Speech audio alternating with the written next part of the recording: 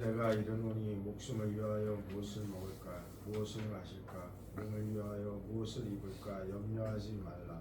목숨이 음식보다 중하지 아니하며 몸이 의복보다 중하지 아니하냐.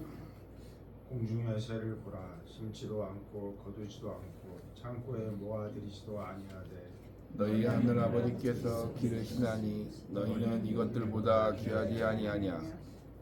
너희 중에 누가 염려함으로 그 키를 한 자라도 더할 수 있겠느냐. 그러므로 무엇을 먹을까 무엇을 마실까 무엇을 입을까 염려하지 말라. 이는 다 이방인들이 구하는 것이라. 너희 하늘 아버지께서 이 모든 것이 너희에게 있어야 할 줄을 아시느니라. 그런즉 너희는 먼저 그의 나라와 그의 의를 구하라. 그리하면 이 모든 것을 너희에게 더하시리라. 하나님의 자비와 평화가 우리와 함께 하시기를. 또한 이웃과 함께 하시기를 기원합니다. 아멘. 함께 사도신조 하시겠습니다. 전능하사 우리를 창조하신 하나님 아버지를 내가 믿사하며 그 외아들 우리 주 예수 그리스도를 믿사오니 이는 성령으로 잉태하사 동정녀 마리아에게 나시고 본디오 빌라도에게 고난을 받으사 십자가에 못 박혀 죽으시고 장사한 지 사흘 만에 죽은 자 가운데서 다시 살아나시며 우리 공사 전신 하나님 앞에서 저리로서 산자와 죽은 자를 심판하러 오시리라. 성령을 믿사오며 거룩한 공예와 서로 교통함과 것과 몸이 영생하는 것과 영원히 사는 것을 믿사옵나이다. 아멘. 함께 382장 찬송하시겠습니다.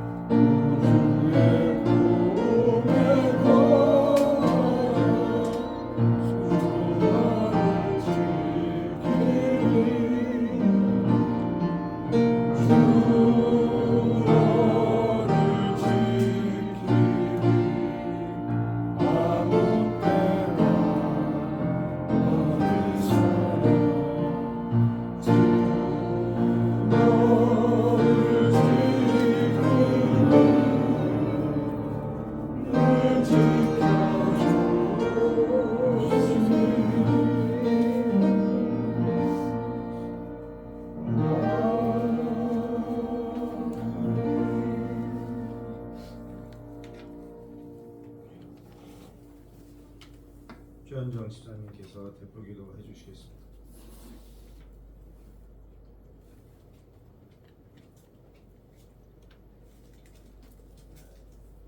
함께 기도하시겠습니다. 사랑과 은혜가 충만하신 하나님 아버지, 오늘 주님의 날을 맞아 저희를 사개오 작은 교회로 불러주시고 주님의 은혜 가운데 예배드리게 하여 주심을 감사드립니다.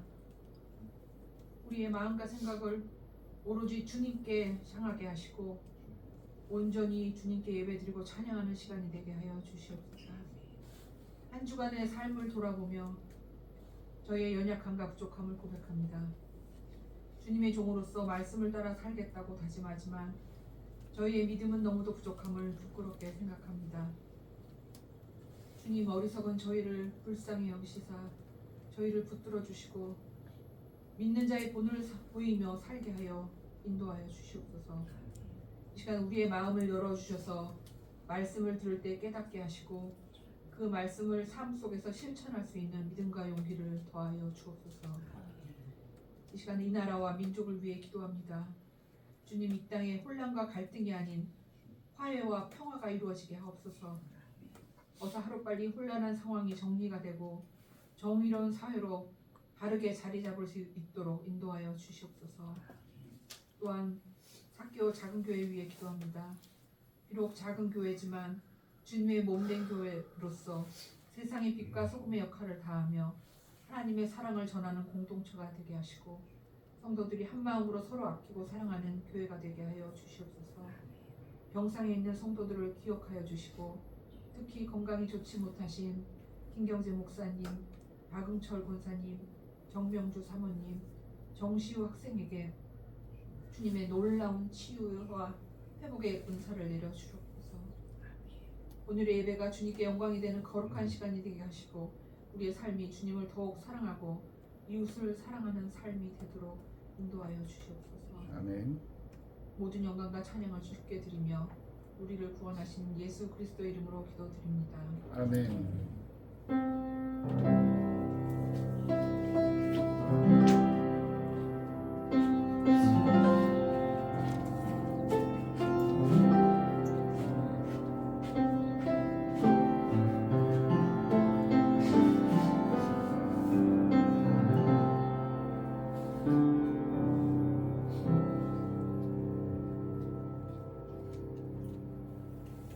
공독드릴 말씀은 요한복음 14장 1절에서 10절 말씀입니다.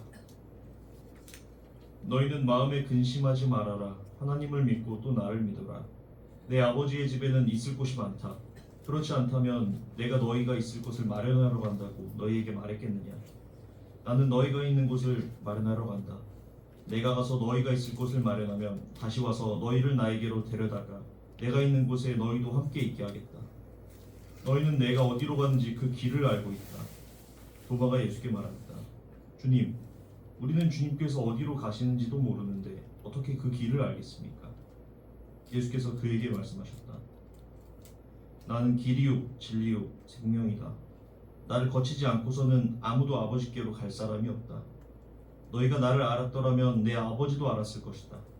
이제 너희는 내 아버지를 알고 있으며 그분을 이미 보았다. 빌립이 예수께 말하였다. 주님, 우리에게 아버지를 보여주십시오. 그러면 좋겠습니다. 예수께서 대답하셨다. 빌립아, 내가 이렇게도 오랫동안 너희와 함께 지냈는데도 너는 나를 알아보지 못하느냐? 나를 본 사람은 아버지를 보았다. 그런데 네가 어찌하여 우리에게 아버지를 보여주십시오 하고 말하느냐? 내가 아버지 안에 있고 아버지께서 내 안에 계시다는 것을 네가 믿지 않느냐? 내가 너희에게 하는 말은 내 마음대로 하는 것이 아니다. 아버지께서 내 안에 계시면서 자기의 일을 하신다. 아멘.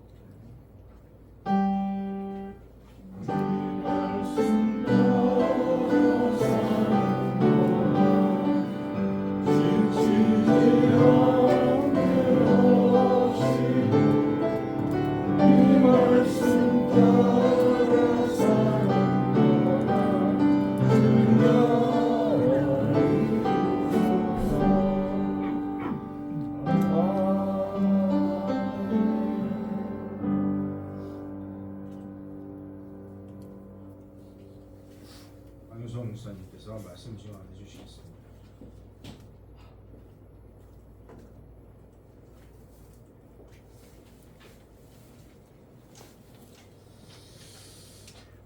설 명절들 잘들 보내셨죠? 아멘. 아멘. 참 좋으신 우리 하나님 아버지의 은혜와 평강이 올 한 해도 여러분들에게 차고로 넘치시기를 축원합니다. 아멘. 그저 명절을 맞으면 뭐 새롭게 한 해를 출발하기 위해서 뭐 언제나 새로운 날이긴 하지만요, 우리 그 사람들이 만들어 놓은 그 한 해의 시작을 다시금 또 마음을 다잡으시면서 새롭게 희망에 차서 또 이렇게 새롭게 마음다짐을 하죠. 여러분들 어떠셨어요? 희망에 차셨습니까? 아니면 올 한 해를 어떻게 믿음 가운데서 보낼 수 있을까 해서 다소 걱정이 되셨었는지요? 오늘은 이제 그런 의미에서 하나님 아버지께로 가는 길이라는 제목을 정해봤습니다.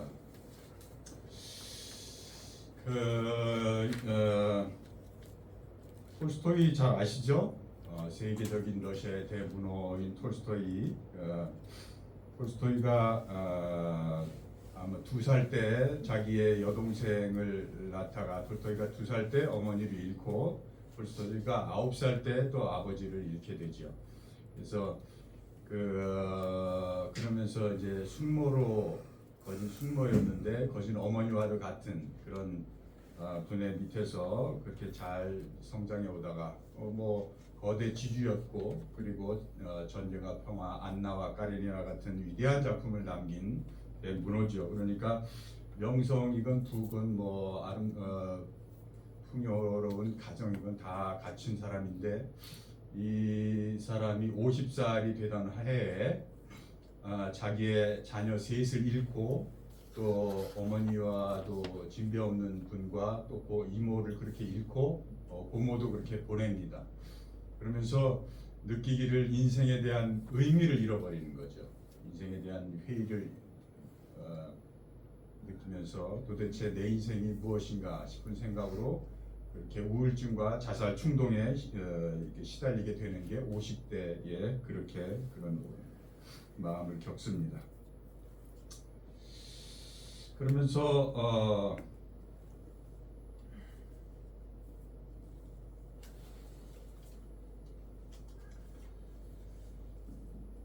인간에게는 이제 뭐 누구에게나 그런 인생이 어떻게 살아야 하는가, 인생의 의미가 뭔가 도대체, 내가 여기에 없지 않고 있는 이유가 뭔가 하는 이 존재 의미와 어떻게 살아야 되는가에 대한 그 물음이 나를 아주 때릴 때가 있습니다.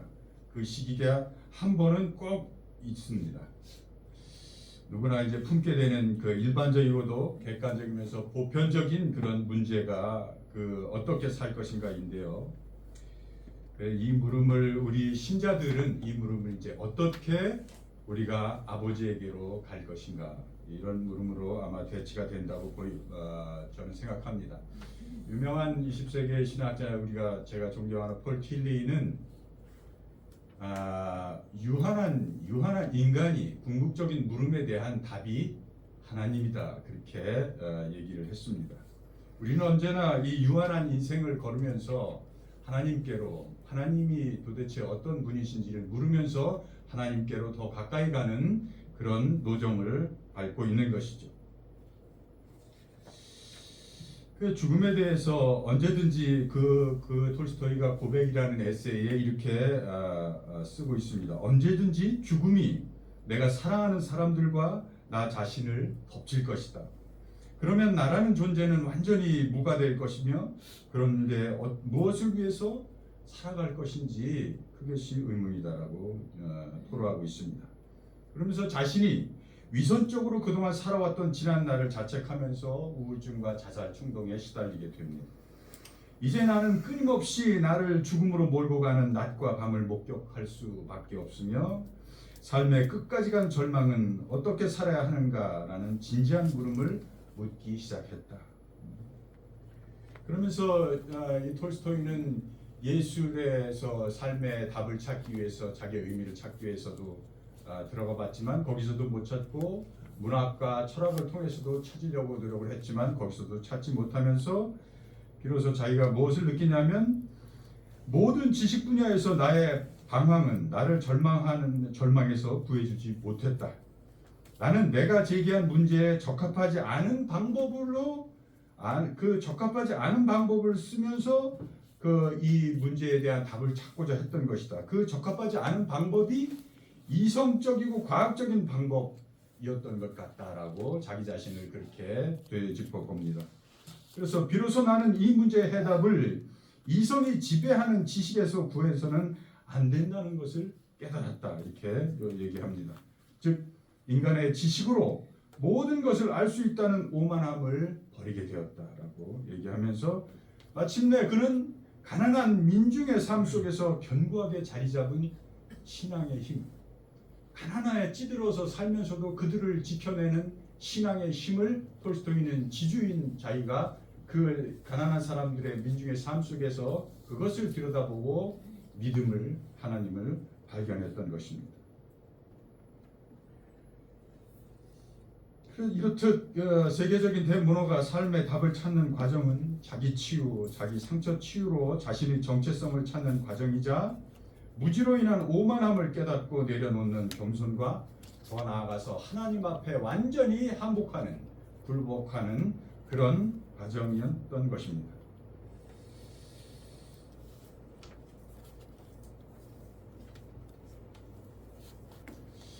성경에서는 우리 인간을 어떻게 이해하냐면 베드로전서 1장 1절에는 성서는 이렇게 우리 인간을 이해합니다. 그리스도인들은 흩어져 사는 나그네다. We are strangers who has been scattered in the world. 이렇게 얘기 나와 있습니다. 우리는 나그네이고 에일리언이다, 스트레인저다. 이렇게 우리 인간을 이해하고 있습니다. 곧 그런 인간이 곧 하나님 아버지의 미리 아심을 따라서 성령의 거룩하게 하심으로 순종함과 예수 그리스도의 핏부림을 얻기 위하여 택하심을 받은 자들이 곧 우리들이다라고 성경은 그렇게 우리를 이해하고 있습니다. 이 고백은 성서가 보는 참다운 영적 깊이에서의 인간 이해인 것이죠. 베드로의 영적 깊이 속에 들어간 인간 이해인 것입니다. 우리는 아직 완전하지 않으며 아직도 가야 할 길이 앞에 놓여 있고 때로는 현실에 안주하고 싶으나 오직 더 높고 고상한 위의 것, 곧 예수 그리스도께 잡힌 바 된 그것을 얻으려고 앞을 향해 위를 향해 달려가는 나그네요 길 위에 서 있는 존재들인 것이라는 것이죠. 이 말은 하나님께서 우리에게 영혼을 사모하는 마음을 심어주셨다는 전도서의 3장 11절 말씀과도 일치하는 맥락이죠. 그렇다면 왜 이 길을 걸어가야 하는가? 말씀드렸듯이 하나님께서 영혼을 사모하는 마음을 우리에게 주셨기 때문입니다. 또 굳이 이유를 더 들자면 이것이 이렇게 하나님의 길을 이 자세로 걷는 것이 가장 현실에서 살고 있는 실존으로서 가장 잘 사는 길이기 때문에 그렇습니다. 특히 두 번째는 이 오늘 본문에 나와 있듯이 세상 사람들이 얻을 수 없는 풍성한 하나님의 나라를 담보해 주시기 때문에 또 우리는 이 길을 걸어가야 합니다. 하나님의 나라의 예비된 처소를 담보해 주시는 것이죠. 세 번째로 말씀드리자면 더 정확히 말한다면 사실 진리가 우리를 이 길을 그렇게 걸어가게끔 이끌기 때문이라고 말씀드릴 수 있습니다. 오늘 본문이 있는 14장의 바로 앞장인 13장에는 예수님께서 6월절 전에 자신이 이 세상을 떠나서 아버지께로 갈 날짜가 다가옴을 인식하시고서는 그리고서는 예수님께서 자기에게 보내주신 자기의 사람들을 사랑하시되 끝까지 사랑하셨느니라라고 13장은 시작하고 있는데요. 그 13장에서 그러면서 예수님께서 6월절 만찬을 하시고 제자들과 식사를 하시고 그리고는 겉옷을 벗으시고 허리춤에 수건을 하나 걸치시고 그리고는 세수 대야에다가 물을 담아서 제자들 한 사람 한 사람씩의 발을 씻겨 주시기 시작합니다. 그런데 베드로가 또 자기 차례가 딱 되니까 베드로가 주님 저는 당신이 제 발을 씻기는 것을 할 수가 없습니다라고 이렇게 만류하죠.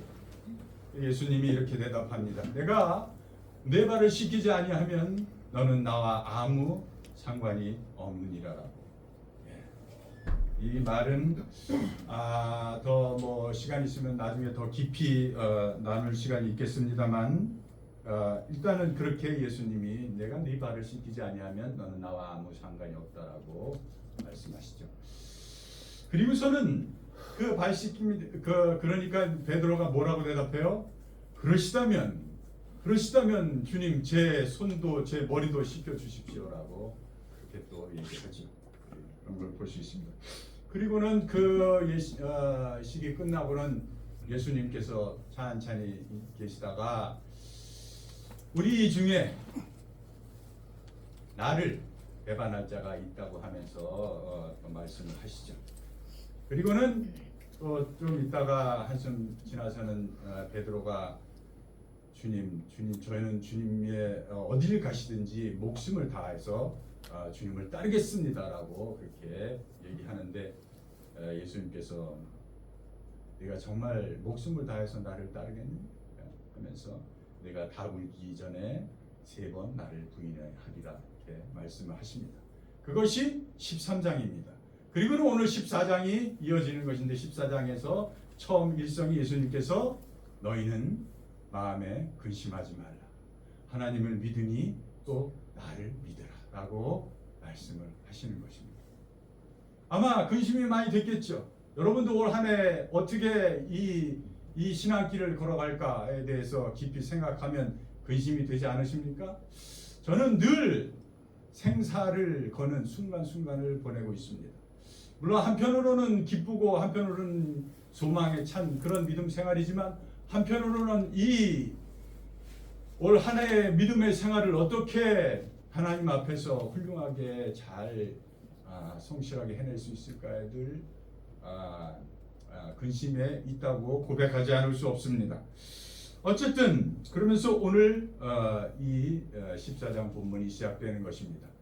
우리가 이 길을 가면서 과연 우리를 역동케 하는 우리의 동력은 무엇일까요?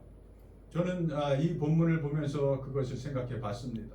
하나님 앞으로 가는 더 가까이 가는 길에 우리를 동력으로 이끄시는 우리의 전 존재를 그로 전폭적으로 향하게 할 수 있는 자루로라 치우치지 않고 그것을 향하게 할 수 있는 그런 최종적인 궁극적인 동력이 과연 무엇일까?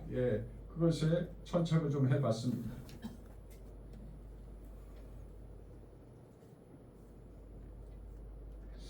여러분은 어떤 힘으로 이 길을 가시나요?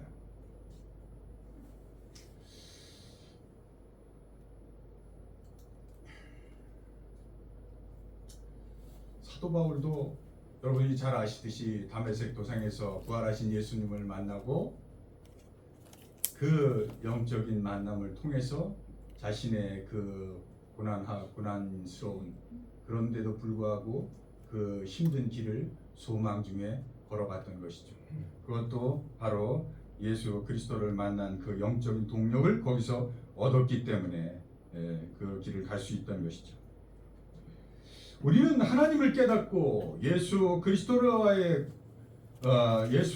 믿음으로 비로소 나 자신이 하나님 앞에 아버지께서 용납되는 그런 동력을 얻습니다. 예수님께서는 오늘 우리에게 처음으로 우리의 동력을 말씀하시는 것을 뭐라고 말씀하시냐면 하나님을 믿으니 또 나를 믿으라라고 말씀하셨습니다. 근심 걱정하지 말고 하나님을 믿으니 또 나를 믿으라. 그것은 바로 나라는 자기 자신이 하나님 앞에서 예수 그리스도 안에서 또 즉 궁극적 창조주의 생명 집안 안에서의 나로서의 자기 이해를 하나님 안에서 비로소 우리가 느끼는 과정이 믿음의 과정인 것입니다. 우리가 하나님 앞에서 물론 예수님이 은혜로서 먼저 우리에게 다가와서 만나 주시는 그 귀한 만남의 사건이 있지만 그 귀한 만남의 사건 속에서 먼저 우리가 믿음을 갖게 되는 것은 하나님 아버지에 대한 향한 믿음입니다. 창조주 하나님 아버지로서 우리 생명의 존재 집안으로서 우리 생명의 존재의 근거로서의 하나님을 믿게 되고 그 다음에 인격적으로 말씀으로 하나씩 찾아오시는 예수 그리스도를 믿게 되는 것이 그것입니다.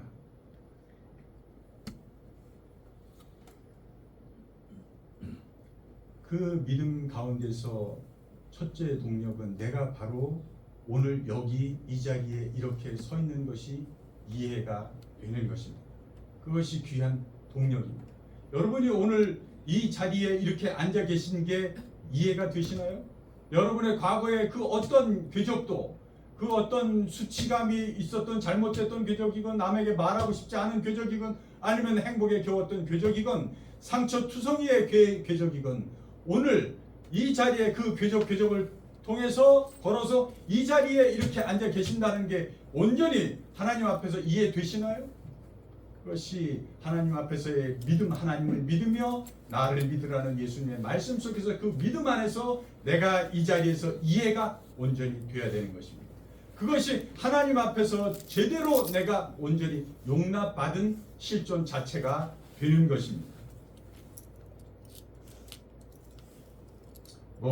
이해된다는 것을 자기 합리화로 이렇게 저렇게 끼워 맞추는 것이 아니고 전적으로 창조주 하나님의 미리 아시고 택정하시고 하나님이 여기까지 인도하셨다는 것, 그리고 성령의 거룩하게 하심과 성령의 순종하게 하시는 지혜로, 그리고 예수 그리스도의 핏뿌림으로 새로운 존재가 되어서 이 자리에 이렇게 예배를 드리고 있으시다는 것, 이것 하나하나가 이해되시고 받아들여지시는 것이 믿음 안에서의 첫 번째 동력입니다.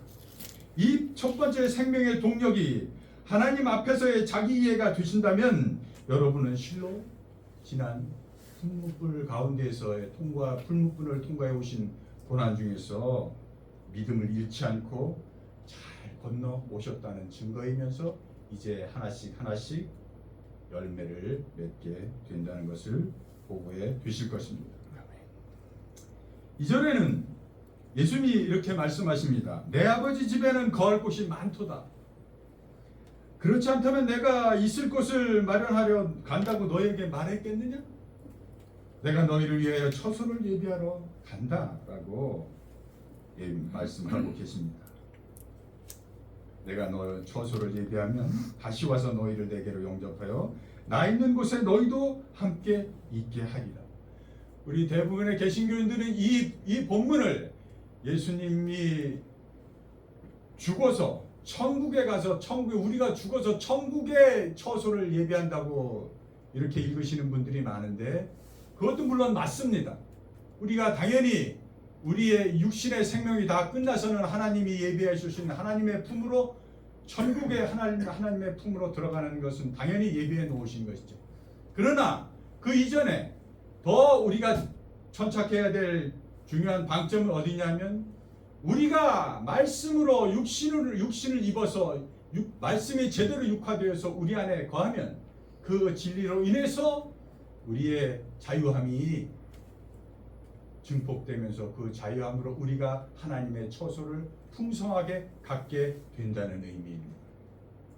제대로 이해가 되시는지 모르겠습니다만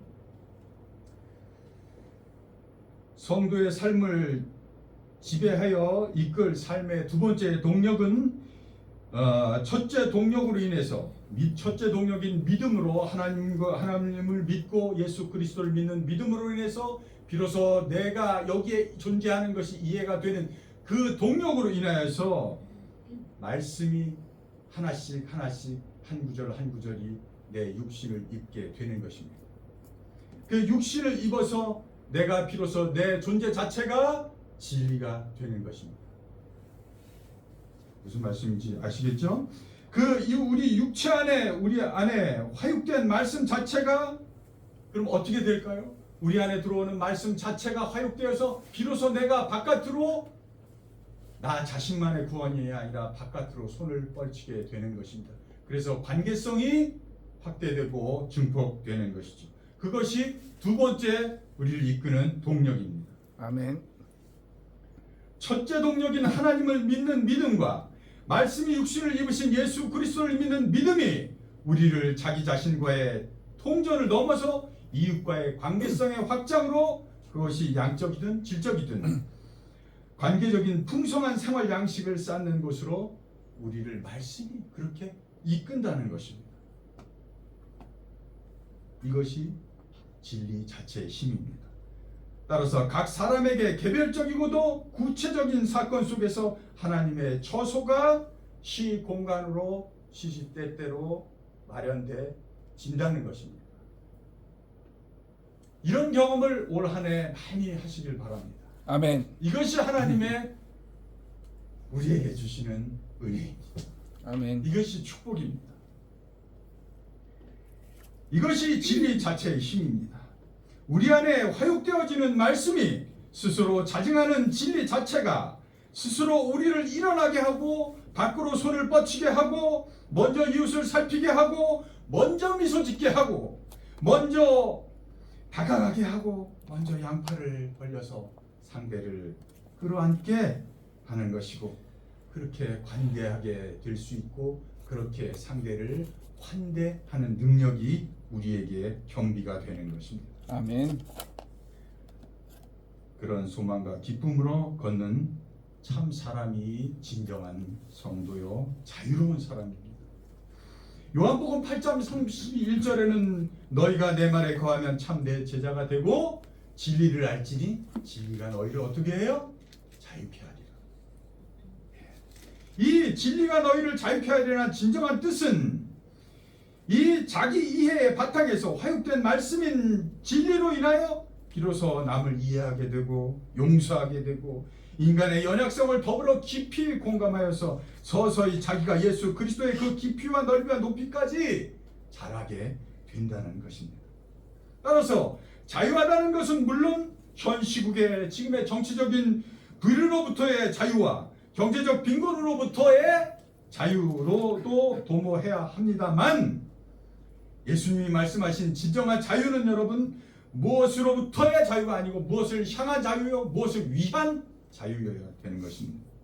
따라서 성도는 진정으로 말씀을 먹은 크리스찬은 이웃과의 관계 가운데 사랑할 수 있는 자유와 기뻐할 수 있는 자유와 화평케 하는 자유, 인내할 수 있는 자유, 자비할 수 있는 자유, 선함의 자유와 충성할 수 있는 자유, 온유할 수 있는 자유, 그리고 무엇보다도 용서할 수 있는 자유, 옆 사람을 끌어안을 수 있는 내가 먼저 나를 포기하고 나를 내려놓고 먼저 손 내밀 수 있는 그런 자유가 우리에게 겸비된다는 것입니다.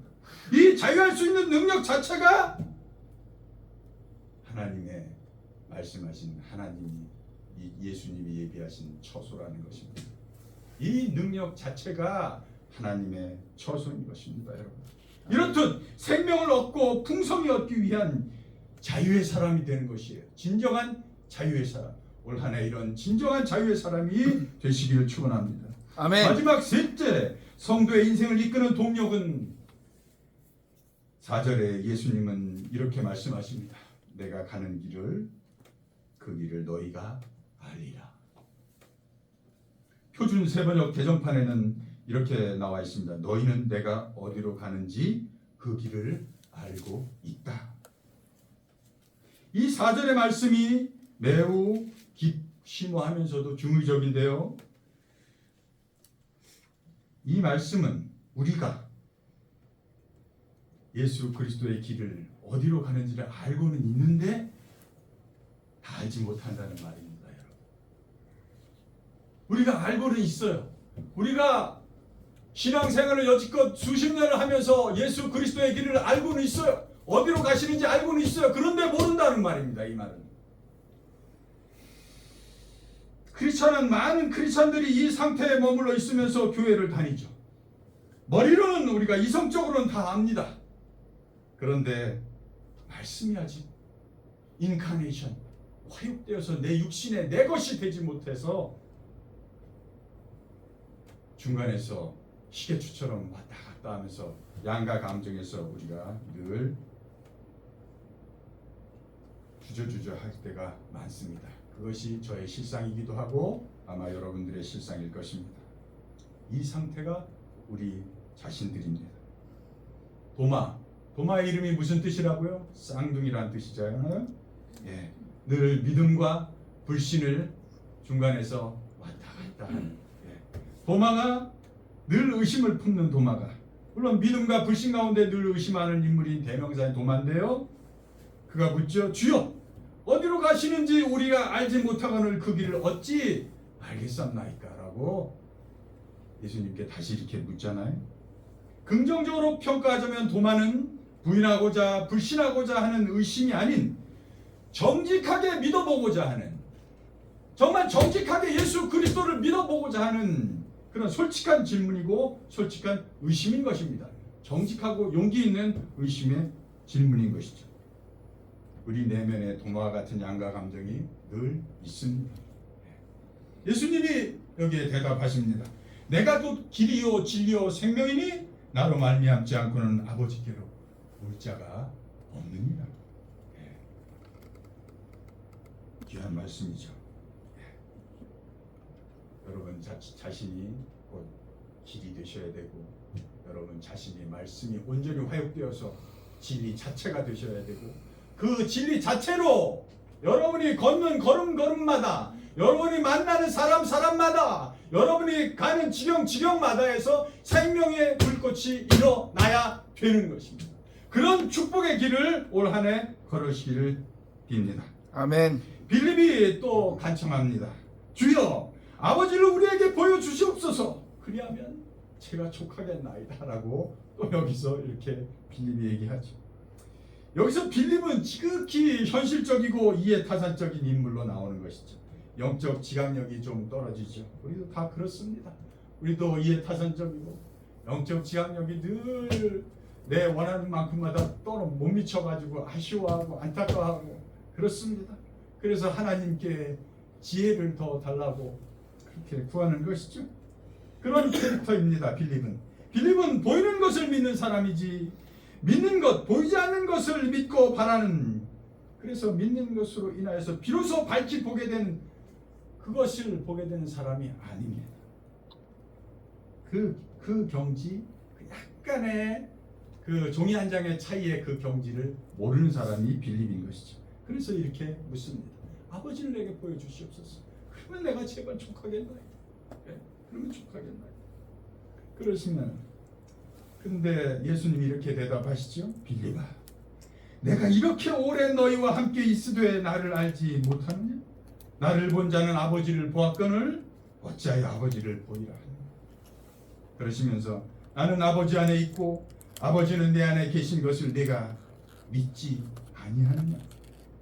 내가 너희에게 이르는 말이 스스로 하는 것이 아니라 아버지께서 내 안에 계셔서 그 일을 하게 하시는 것이다. 이렇게 대답하고 계십니다. 두 번째 동력인 진리의 말씀으로 자유함을 얻은 일, 이것이 쉽지 않습니다. 쉽지 않습니다. 말로는 우리가 자유에서 사랑할 수 있는 자유, 기뻐할 수 있는 자유, 서로에게 서로가 사기에 반목하는 가운데, 혐오하는 가운데, 미워하는 가운데 피스메이커로 화평하게 하는 자유, 충성하게 하는 자유, 용서하게 할 수 있는 자유, 온유할 수 있는 자유, 자비할 수 있는 자유, 지극히 선할 수 있는 자유, 용서할 수 있는 자유, 이런 게 쉽습니까 여러분? 쉽지 않습니다. 어렵습니다. 그럼에도 불구하고 이런 용서할 수 있는 자유, 참고 인내할 수 있는 힘, 사랑과 자비를 무한히 베풀 수 있는 능력, 서로 반목하고 미워하고 혐오하는 극을 달리는 상대방과의 그 가운데서 피스메이커로 평화를 만드는 참 지혜의 자유 얻기가 어려운데요. 그런데 그럼에도 불구하고 그것을 어렵다고 시인하고 주님 앞에 나아가는 것입니다. 이 세 번째 동력은 따라서 우리가 이미 알고 있는 예수 그리스도가 가신 그 길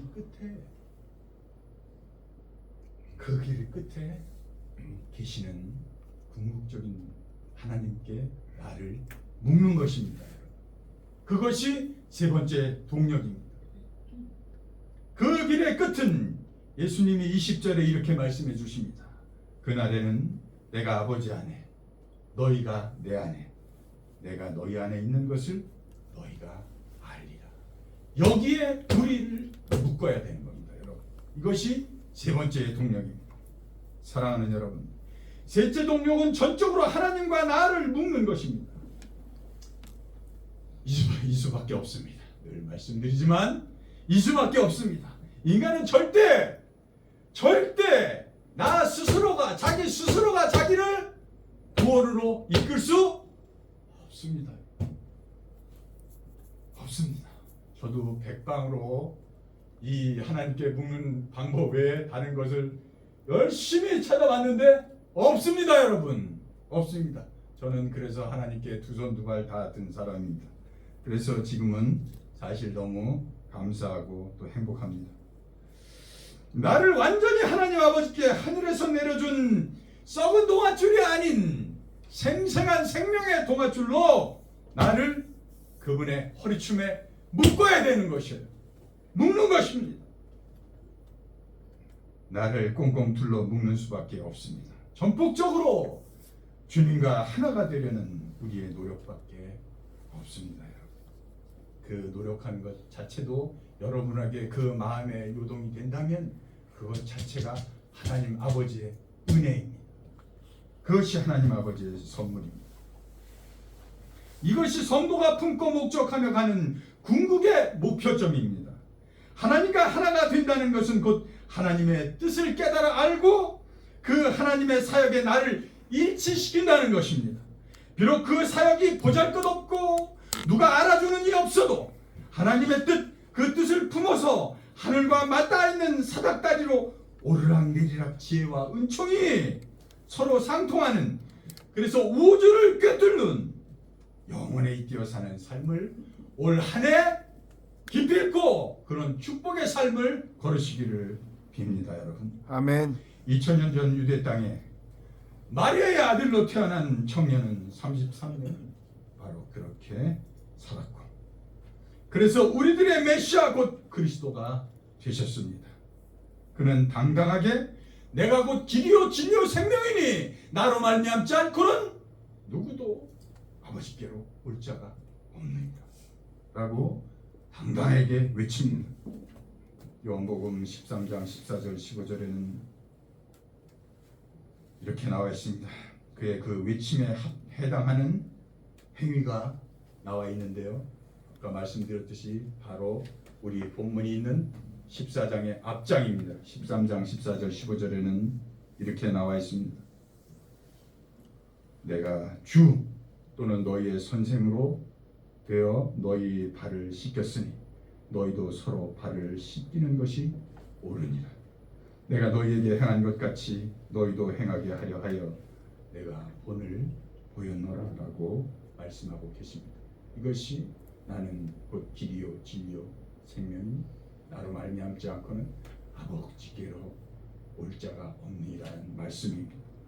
올 한 해 이런 예수 그리스도의 본을 따라서 걸으시며 아버지께서 주시는 평강을 더할 나위 없이 받아 누리시는 축복된 은혜로운 걸음걸음 되시기를 축원합니다. 기도하시겠습니다. 세상은 능히 진리의 성령을 받지 못하나니 이는 저를 보지도 못하고 받지도 못하고 알지도 못하니라. 그러나 너희는 저를 아나니 저는 너희와 함께 거하시며 또 너희 속에 계시겠습니다. 내가 너희를 고아와 같이 버려두지 아니하고 너희에게로 오리라. 세상은 나를 보지 못할 터이되 너희는 나를 보리니 이는 내가 살았고 너희도 살겠습니다. 그 날에는 내가 아버지 안에 너희가 내 안에 내가 너희 안에 있는 것을 너희가 알리라. 나의 계명을 가지고 지키는 자라야 나를 사랑하는 자니 나를 사랑하는 자는 내 아버지께 사랑을 받을 것이요 나도 그를 사랑하여 그에게 나를 나타내리라. 예수 그리스도 이름으로 기도합니다. 아멘.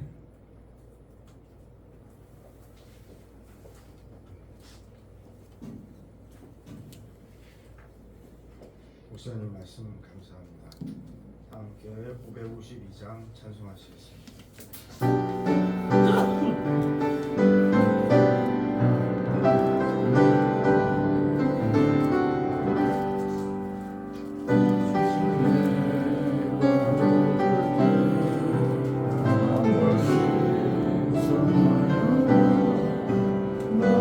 세상 지을 때 내 빛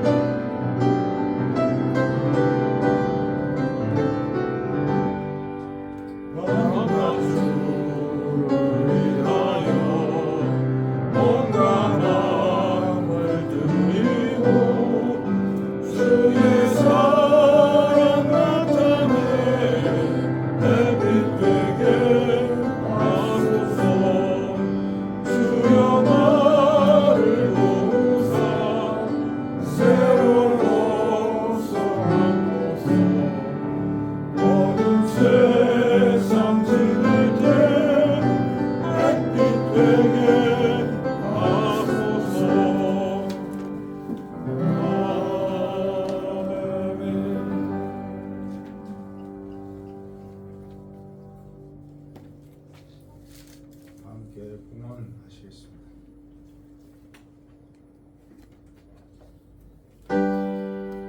모든 것이 주께로부터 왔으니 이의 물 주께 드리나이다.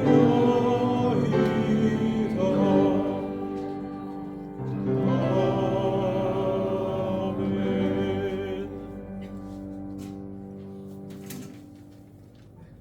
평화인사 시간입니다. 옆좌석 앞에 있는 분들과 함께 평화인사 해주시겠습니다. 오늘 사케오 장교회 예배에 참여해 주신 여러 교우들을 환영하고 감사드립니다. 박은철 권사님, 정명주 사모님의 교육과 특히 손시우 어린이의 안케를 위하여 전교인이 합심으로 중보기도해 주시기 바랍니다. 김경재 원로 목사님께서는 웬만큼 몸이 회복되시면 이번 주 중에 퇴원 수속 밟고 집에서 통원하여 추석 치료를 하실 예정입니다. 온전히 회복되시도록 그리고 여러분의 지속적인 기도 부탁드립니다. 예배 후 잠시 운영위원회가 있겠습니다. 학교 자원교회에서 후원하는 후원처 또 지난주일 봉헌과 다음 주 예배 봉사는 주보를 참고해 주시기 바랍니다. 함께 189장 찬송하시겠습니다.